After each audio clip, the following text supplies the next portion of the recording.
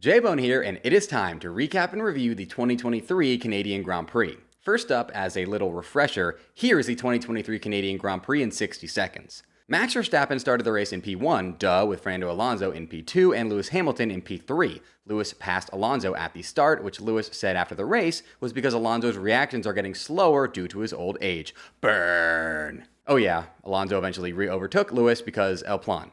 The race may have ended Max, Alonso, Hamilton just like it started, but it was not boring and featured a lot of chaos. George Russell hit the wall on lap 12, somehow stayed in the race, then somehow ended up getting up to P8 before having to retire on lap 55. Lando Norris got a penalty for unsportsmanlike behavior, which Americans will know resulted in a loss of 15 yards from the spot of the foul. Nick DeVries and Kevin Magnussen came upon a fork in the road and decided to take the one less traveled because it is not part of the circuit. And Max almost crashed out of the race, then laughed about it because he's a psycho. Also, he drove most of the race with a bird in his car. J-Bone! Now let's dive into all that in a bit more detail. But first, let's check in with my producer and brother, Producer Jeff, who was at the Canadian Grand Prix and most recently was being held captive by groundhogs. Producer Jeff, are you okay? Hey J-Bone, I'm actually all good now. The groundhogs let me go in exchange for some Formula Bone merch I had in my backpack. They wanted this Pain F1 team hat.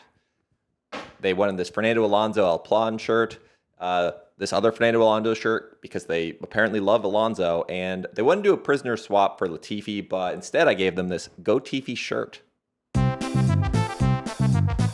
In my Canadian Grand preview, I gave you 4 Formula 1 storylines to follow for the 2023 Canadian Grand Prix. Let's see how those shaped up.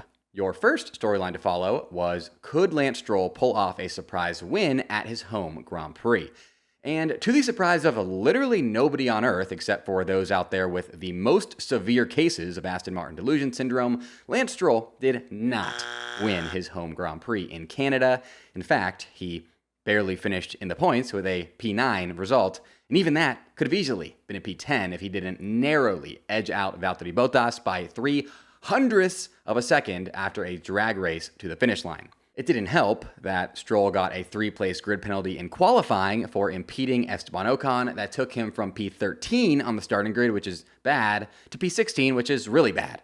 So much for home field advantage, but I guess the Canadian Grand Prix is in French Canada, and Ocon is French, so maybe he is the one who got home field advantage there. Something to think about. After beating his teammate Fernando Alonso in Spain, it seems Lance has returned to form, which in this case, I guess, is a lack of form. But as we all know, what Lance Stroll lacks in form, he makes up for by his dad owning the team. Your second storyline to follow was, will Mercedes be as successful in Canada as they were at the previous race in Spain?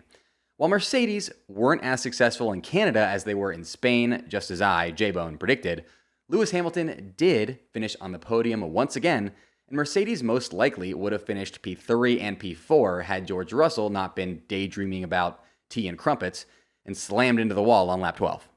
While Mercedes left Canada with just the 4th most points of any team behind Red Bull, Aston Martin, and Ferrari because of George's tea daydream, they still proved to me in Montreal that they are officially the 2nd best team in Formula 1 and the clear team to beat when it comes to 2nd place in the World Constructors' Championship, which they currently hold right now. Maybe if Lance Stroll could get his act together and help Aston Martin score more points, that wouldn't be the case, but alas, here we are. And with even more Mercedes car upgrades coming at Silverstone, a race Toto Wolff has said represents Mercedes' best chance at a win this season, that they almost won last year even with their crap car, I fully expect Mercedes to be battling for race wins sooner than later. Your third storyline to follow was, can Ferrari bounce back after a disappointing Spanish Grand Prix? And breaking news, Formula 1 fans, Ferrari actually had good strategy for once. The Ferraris were a lowly P10 and P11 on the Canadian Grand Prix starting grid after poor qualifying sessions, which had the whole world doing the Grand Theft Auto "here we go again" meme, as we all wanted to see how Ferrari would somehow go from bad to worse during the Grand Prix. And they did not, amazingly. I'm still shocked. The 2 Ferraris were the only cars on the grid that attempted a one-stop tire strategy that included an extended first stint on the mediums, and it absolutely paid off as they finished the race P4 and P5 in what I would consider their best strategy showing of the past year, which I know isn't saying very much, but it's really the only compliment I could think of right now. Could this be a sign that Ferrari are learning and evolving? Will Charles Leclerc finally stop being sad?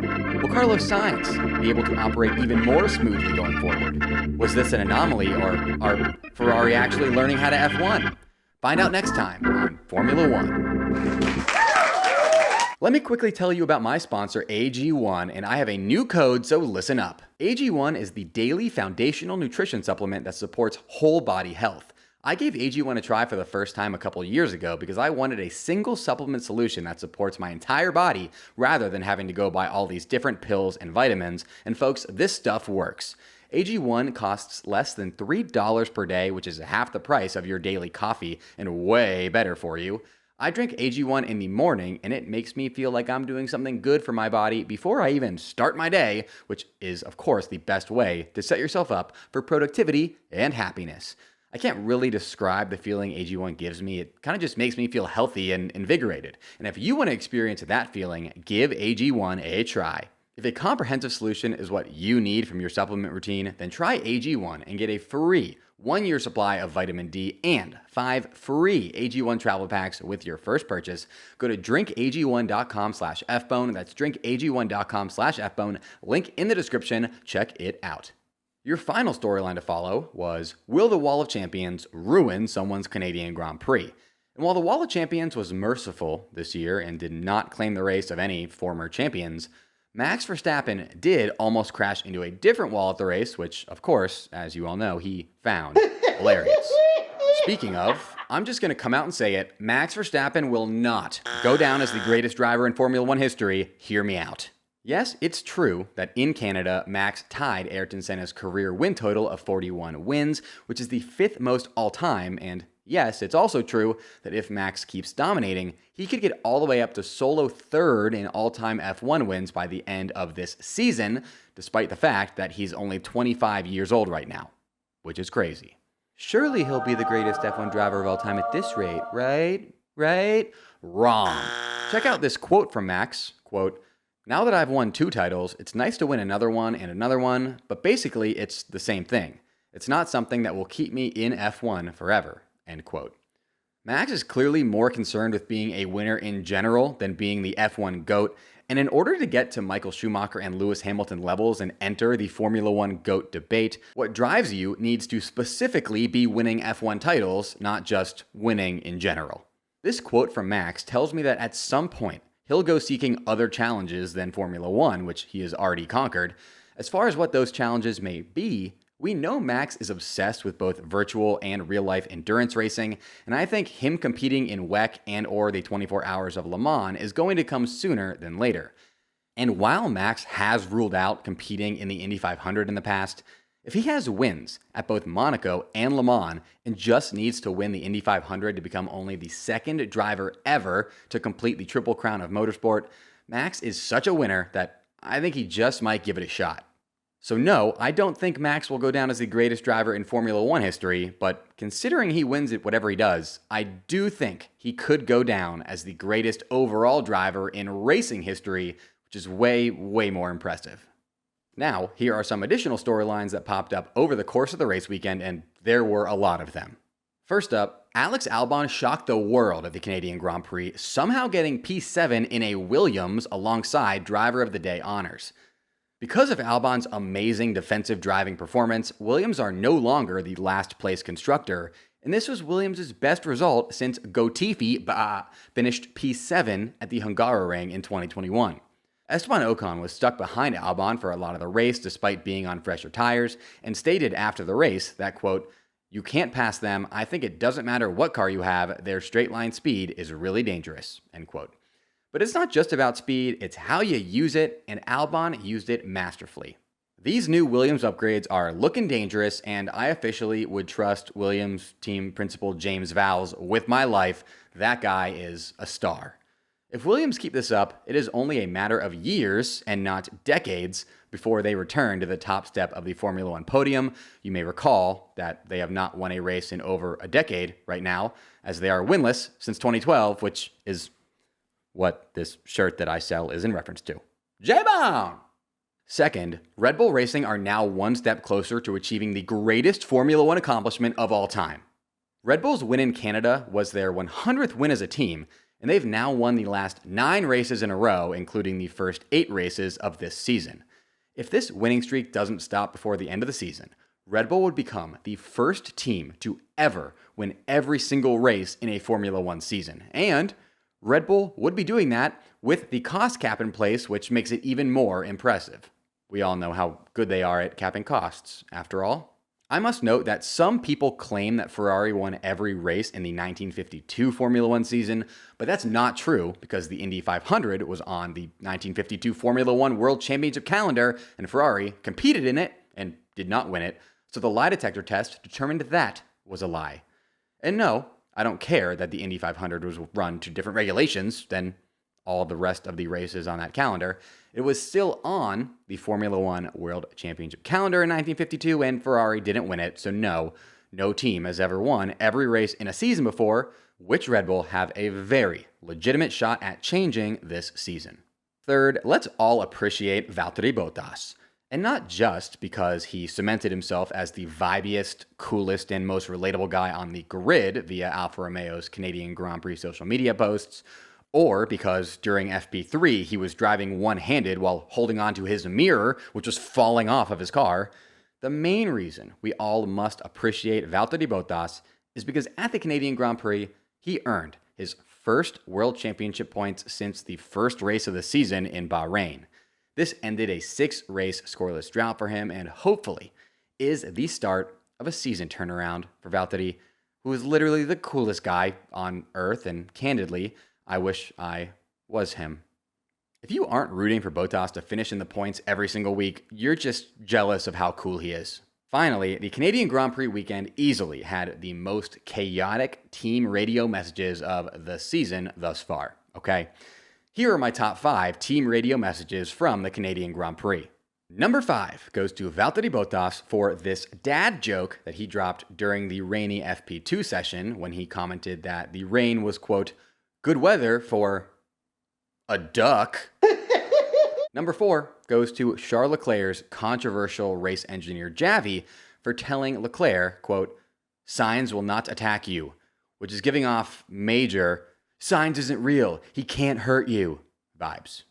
Number 3 goes to Max Verstappen for, quote, I almost knocked myself out on that curb, ha ha ha ha ha ha, which was him being a complete lunatic and laughing after he almost pulled a George Russell and ended his own race by slamming into the wall.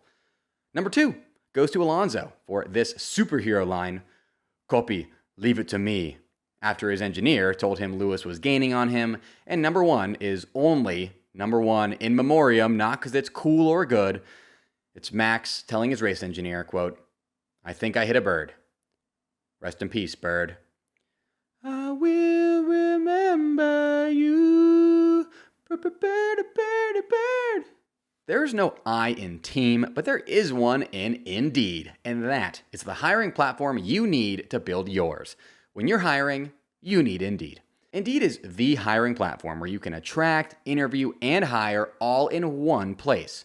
Instead of spending hours on multiple job sites searching for candidates with the right skills, Indeed is a powerful hiring platform that can help you do it all. Something that I love about Indeed, and the reason that I use it to hire, is that it makes hiring all in one place so easy because Indeed's hiring platform matches you with quality candidates instantly. Indeed is truly an unbelievably powerful hiring platform, and it's the number 1 source of hires in the US according to Talent Nest. That is crazy.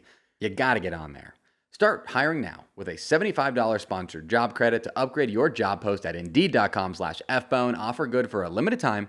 Claim your $75 credit now at Indeed.com/FBone. Just go to Indeed.com/FBone and support the show by saying you heard about it on this podcast. Indeed.com/FBone. Terms and conditions apply. Need to hire? You need Indeed.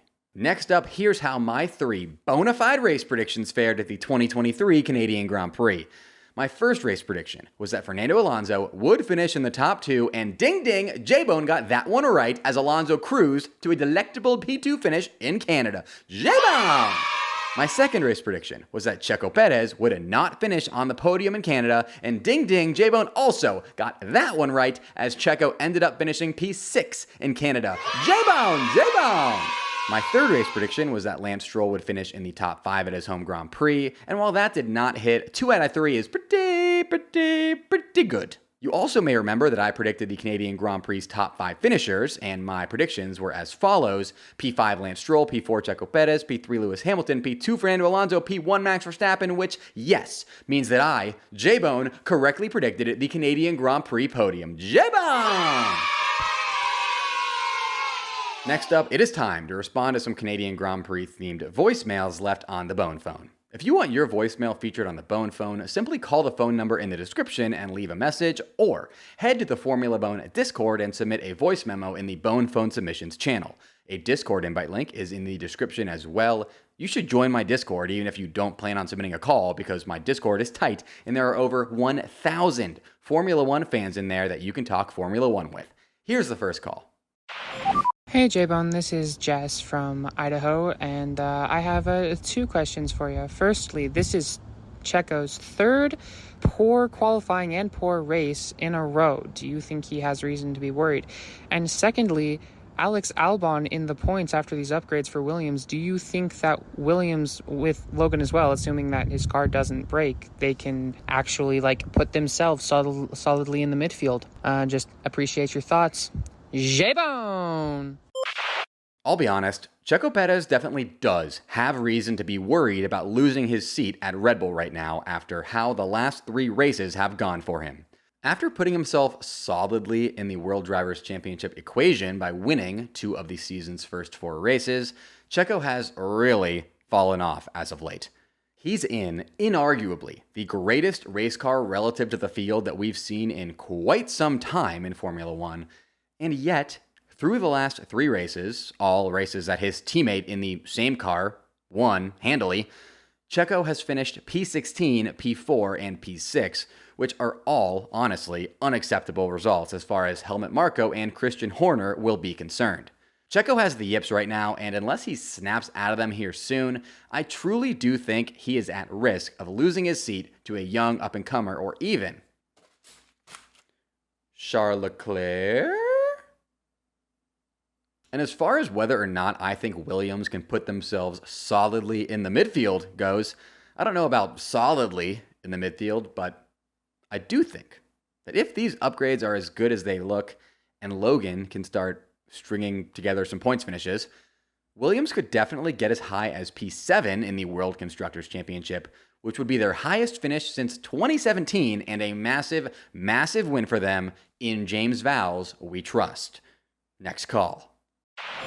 I have a question about a possible driver mix-up that may occur next year. If Nick DeVries continues to perform so poorly throughout the rest of the year, I wonder if they will sack him for Daniel Ricciardo, which will play as Yuki's test to being a strong number 1 driver on a team, which could possibly lead Yuki to have a Red Bull seat for the 2025 season. J-Bone! In my opinion, if Daniel Ricciardo ever were going to go to AlphaTauri, which he never would because he wants to fight for championships still, and AlphaTauri, as Red Bull's B team, of course, are inherently incapable of fighting for championships, Daniel would already be on the team instead of Nick DeVries. Also, Helmut Marko has said that the person who's going to replace Nick DeVries, if it comes to that, would be a Red Bull Junior driver like Liam Lawson or Ayumu Iwasa. But do I hope Daniel does get back on the grid at some point? Duh. Subscribe now so that I can see you back here for my Austrian Grand Prix preview, where I'll give you everything that you need to know before you watch the Austrian Grand Prix, including J-Bone's bona fide race predictions, which are clearly amazing because I did incredible for Canada. Special shout out to my top Patreon supporters and YouTube channel members, Kolky, @RatedBookie, and Glow. Check the Patreon and YouTube channel member links in the description to see how you can get your name shouted out in all of my videos. Until next time, folks, J-Bone! We're friends now, right?